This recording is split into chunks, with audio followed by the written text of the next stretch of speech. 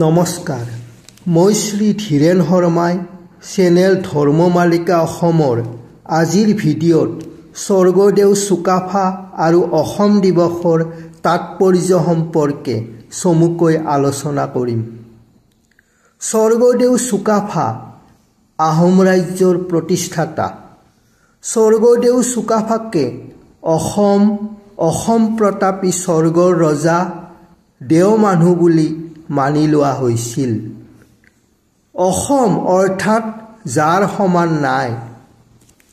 স্বৰ্গদেউ চুকাফা আৰু তেওঁৰ বংশৰ ৰজাসকলে শাসন কৰা দেশখনেই আহোম। অসম এই নামৰ মূলতেই স্বৰ্গদেউ চুকাফা বুলি বুৰঞ্জীয়ে কয়। আনৰ বংগ নহয় দেও মানুহ বুলি যি কয় হয়, এয়েহে আহোম। আনে হম হওঁতা নাই। স্বৰ্গদেউ চুকাফা টাই জাতিৰ মানুহ। ব্ৰহ্মদেশ বৰ্তমান ম্যানমাৰৰ ইৰাৱতী নদী উপত্যকাৰ মানুহ। পাটকাই পৰ্বতৰ সিপাৰে উত্তৰ ব্ৰহ্মৰ চান ৰাজ্যৰ মুংৰি মুংৰাম প্ৰদেশৰ ৰাজকোঁৱৰ আছিল চুকাফা। স্বৰ্গদেউ চুকাফাই মুংৰি মুংৰামত ৰাজত্ব কৰাৰ পাছত পাটকাই পৰ্বত অতিক্ৰম কৰি নাগাৰাজাক পৰাভূত কৰি খ্ৰীষ্টাব্দ 1228 চনৰ 2 ডিচেম্বৰত সৌমাৰখণ্ডত উপস্থিত হয়।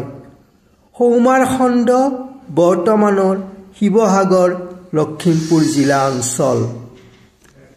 অসম বুৰঞ্জী মতে স্বৰ্গদেউ চুকাফাৰ লগত আহিছিল থাও মুংক্লিং লুনমুং বুঢ়াগোহাঁই, থাও মুংকা নংগন বৰগোহাঁই প্ৰমুখ্যে 8জন বিষয়া, 1080 জন মাটি ৰনোৱা, 300 ঘোঁৰা ৰনোৱা আৰু 2টা হাতী।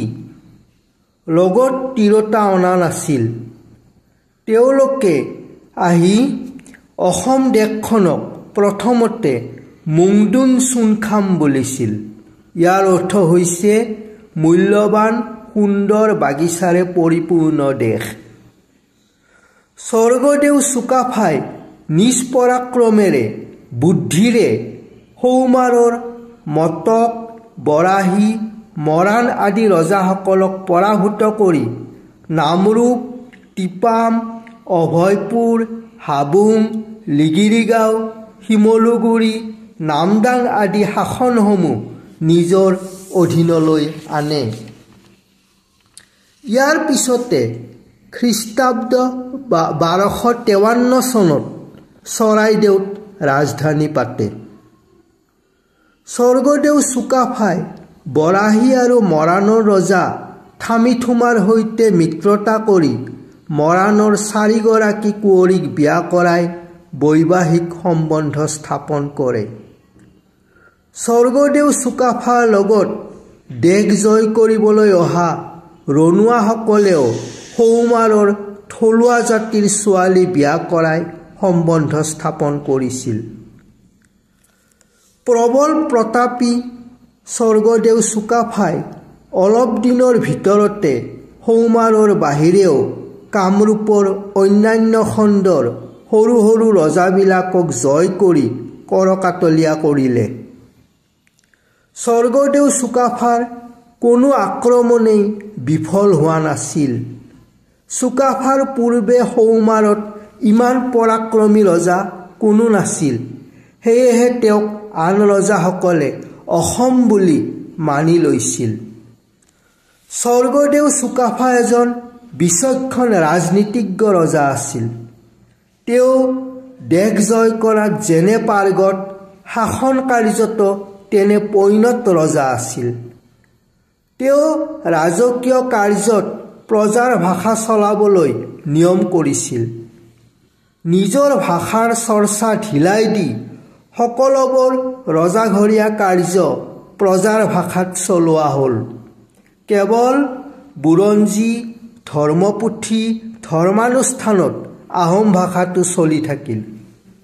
চকলং, লাংকুৰি, ফুৰালুং, সোমদেও, সৰগদেও, জাচিংফা, অমফা, চাইফা, মেডাম মেফি আদি উৎসৱ পূজা অনুষ্ঠানবোৰৰ মন্ত্ৰ প্ৰাৰ্থনাত আহোম ভাষা চলি থাকিল।